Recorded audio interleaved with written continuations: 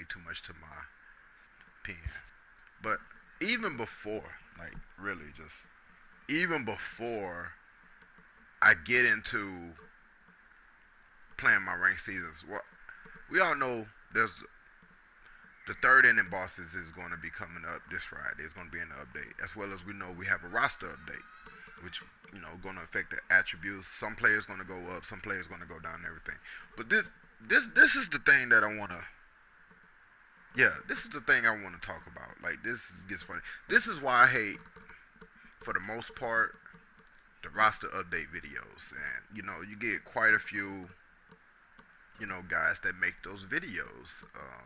And there's nothing wrong with people making content, but sometimes that content has an effect on the game that's ridiculous. And I think people don't use their brains when it comes to this. So you have people like Gomes makes a lot of content. You get Cooks.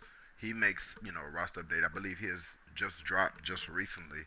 But when they drop these videos and that's their predictions, which sometimes they're right, sometimes they're wrong, and that's what's gonna happen. It's a risk, and they're not viable. They're not responsible for whatever happens with the roster updates. They're just taking their guesses at it. But everybody wants to get in and make stubs, right? Not everybody's gonna sit up there and buy stubs. Me myself, I paid what I paid for the game. I'm not investing any more money. And there's nothing wrong with anybody who goes that route either. Just like, so-called there's nothing wrong with, pay to win, schemes so-called in this game, because you still got to execute when you're playing on the field. But getting access to those better players is easier to just go ahead and buy, $100 worth of stuff, so give you 150 and get those better players, especially if you're trying to complete certain sets, like, pulling a Mike Trout. Just, you see people doing it and everything, but the amount of people that are doing it is not as large as people, pulling the silvers and everything else. So what I want to look at is like, some of the players that are expected to go up. So let's go look at, we're going to look at Brantley. That's what we're going to do. We're going to go look at Brantley on the Astros. Yeah, so Brantley on the Astros right now, he's a silver. Everybody's expecting him to go gold. There's nothing wrong with that. You want you to get you a silver player that's gonna go up to gold. But the problem is this. Here's the problem. The problem is a gold player goes for about, the lowest they can go on the market is 1,000, right? They can go as high as they can. Like you said, you had the ridiculous, like the idiots. I'm gonna say idiots. I don't care. We know how anybody feels about the idiots that when Guerrero Jr. got put on the roster with the last update, and the amount that he was selling for in the beginning was ridiculous. Even the fact that SDS decided to give him a gold card right out the bat like that was ridiculous. But the amount of stuff that it was going for was just ridiculous, and it was over the top. And a lot of people raced out and did that. They raced out and got it. But it ends up not being smart when you can just kind of wait it out a little bit. Now, Michael Brantley is predicted to go up. All right. Now, what I want to look at here is, matter of fact, let's go back and look at the marketplace. You can look at the steep increase. So, before this week, you could get Brantley anywhere between about high 400s to mid to late 500s, right? So it's high to, like, I believe on one day it was like 20 or something. So it fluctuates day to day based on the time of the day you get on, and you buy the car. You get a lot extra activity during the day that drives prices up, and then you come on late at night, you can take advantage of that, and get a car that's stalemated at a certain level. That's also when you can kind of get some of those cars lower than usual if you choose not to buy them outright and put in the bid to try to undercut that a little bit, so you can take advantage of that.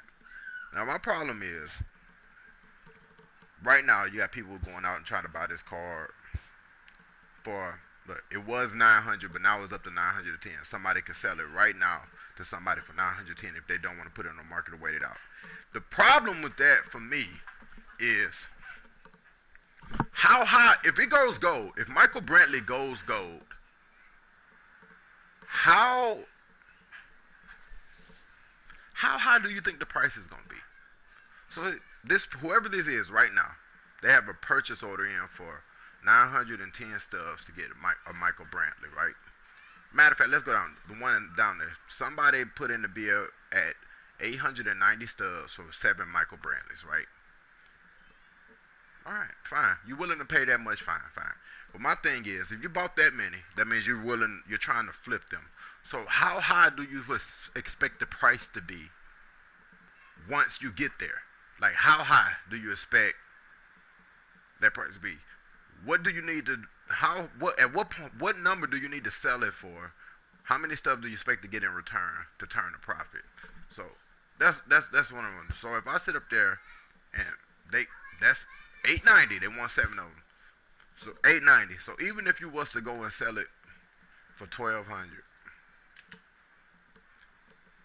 you get you about maybe what's that, 100 or something, a little bit over 100 or something. You're not really getting that many stubs.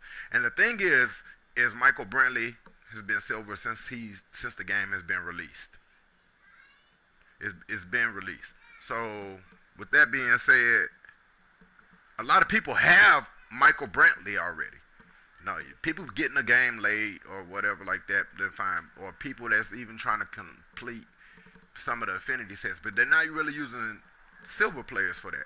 So that turnaround is just ridiculous. It's not even worth it. Now, if you just had them sitting there already, like you pulling them after you finish conquest matches or ranked season matches, you're getting them out of packs, then that's fine, you know. But how many stubs do you really expect to get? Like, what, when you're buying 7 cards at 890, what do you think somebody is going to come and buy that same card once it goes gold for more than 1200? Do you really expect anybody to do that? I doubt it. I doubt it. But, you know, that's just the thirst of the game. Even more so, what's one do I think is good? Let's go to the Angels. All right? Now, Andrelton Simmons, that was a diamond. Even when he was a diamond, I didn't feel like he was worthy of being a diamond. I mean, not for the cost. I mean, this is a player that I wasn't going to have in my lineup.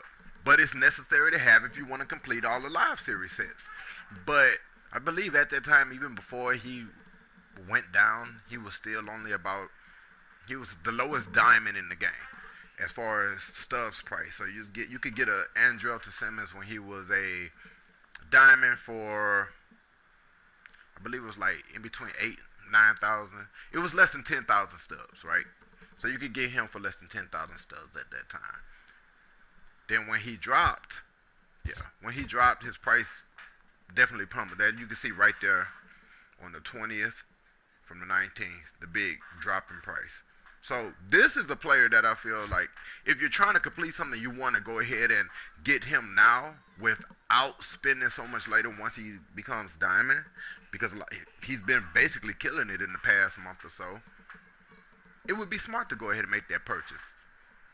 It would be smart to even go make that purchase if you feel like you want to flip some stubs. Because if he does go diamond, that price is going to increase at least twofold.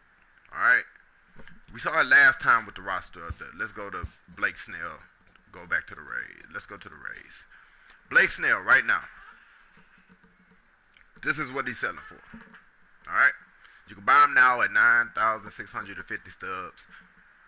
All right, or you can put in a ticket, and as long as you go a little bit higher than 8,603 stubs, you can get that player. But if we look at the marketplace where his price increased, he was already pretty much on the upswing anyway.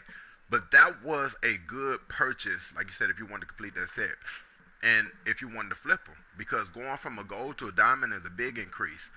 Going from a silver to a gold isn't really that much of an increase, especially when everybody gets high on that player. You know, it wasn't that much of an increase when Alvarado went gold, right? It went up and then it went back down, right? It's an increase. So it's like patience matters when it comes to these to these roster updates. Like needing to be the first person is ridiculous, and you're actually trying to compete with people that are actually they're incentivized to go ahead and purchase these things. Like I'm gonna have to take my time getting certain players, and it's just a reality because I'm not gonna put extra money in there. So I can't compete with any of the Sony partners or any of the large YouTube following MLB the Show creators. I can't compete with them because I'm not investing any other money. So they're gonna do the pack openings and everything else, and that's fine. They can do that.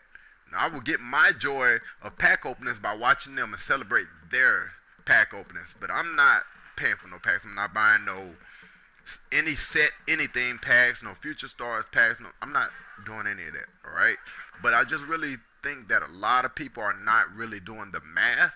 You're falling in love with the hype of, oh, maybe I might be able to do this and do that, but you're not being logical in that sense. So I feel like that's the problem with a lot of people in the community, and it shows on with a lot of these cards and how much everything is selling for, right?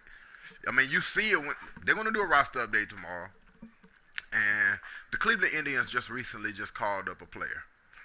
Now, on the roster update, that player is probably going to be available. We've been seeing it over the past couple roster updates. They put somebody on the roster that wasn't there before. It's going to be a common, a bronze player, right? And you're going to go, if you haven't completed that set yet, you're going to go and you're going to want to go and add that card so that you can complete that set, But you're going to go and you're going to see bronze player that's just newly added into the game that's going for 800 stubs. A bronze player that you're not going to use. You're just not. Yeah, you're not. It's just, I try to think of an instance where you would, like if it was specifically for an event or something, but when there's other bronze players that you could use, 150 stubs or whatever, why would you pay 800 for that? So, I think that a lot of people fall into that where they don't have the patience. Like I said, when I mentioned the Guerrero, now I already completed the Blue Jays set before Guerrero dropped. But look at it. That is a gold player. This is a rookie that just recently got called up. Yes, AAA stats and what he was doing was great. Yes, he had all the hype. Everybody was waiting for Guerrero Jr. to move up into the league. And he finally got the call up. And we definitely know for a fact that his stats up to this point, since he got brought up, are not on par with what this card says, right? But still, the hype of it. Everybody had to jump in it. Look at that. Look at that price drop, right? Look at how expensive that card was to get, and people were actually purchasing and doing it. I just feel like people become idiots when it comes to this, and it's really, really, really damn ridiculous, man. It's really ridiculous. Yeah. But, hey, to each his own. I mean, SDS even went as far as to give him a Future Stars card, right? Look at that. This is and it's a fantasy card, right? It's a fantasy card. He hasn't done anything to earn these stats, right? But this is just this is them so-called looking into the future, as they do with all the Future Stars cards, right? They did it with Tatis Jr. and Eloy Jimenez, excuse me. I don't know why I thought it was an R in there, but you just see it, But even these cards as well, you look at the prices on them. You can see that there was an increase, right? Increase, like decrease, increase. It's like it fluctuates. But if you want to spend that much on it, by any means, spend that much on it. But it's just not something I would do. So I just think that people need to be really, really sensible when it comes to the market and these roster prediction videos and where you want to put your stuff. Is the return really as great as you expect it to be? I think that's argumentative. I think that's something that you should really think about before making these purchases. Now, bronze to silver, you can make some stubs doing that. Gold to diamond, you can definitely make stubs on that if you make the purchase at the right time. But right now, you're about to see a lot of purchases being made, a lot of price increases going on. You just saw it last roster update, right? Everybody was expecting Mancini to go up. You can go. People were buying Mancini for 450 to as high as 500 stubs. He didn't make it. He didn't make it. He didn't move up at all. Mancini right now, he's starting to go back up. Right now, you can see it fluctuated. It was going. Look at it, as high as 624 at one point.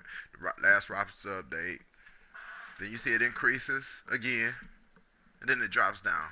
Stop making purchases based on emotions, anticipating. It's just ridiculous. It's not working out. It's just not working out, man. So, I would just suggest people start being sensible and using logic. Just use some logic, because you mess up the market. Like, the market just ends up being shitty. People just try to take advantage of stuff. Like I said, those new call-ups or players that weren't on the rosters previously, when they get updated, they're going to be going for extremely high prices, and it's not worth it. Just wait it out. Really, just wait it out. I'm not buying no bronze player I'm never going to use for 400, 500, 600 stuffs. It's just not happening. It's not. Period. Do better. Do better. MLB community. Come on. Jeez. Stop trying to hang with the Joneses. Anyway. That's it for me. Catch y'all later.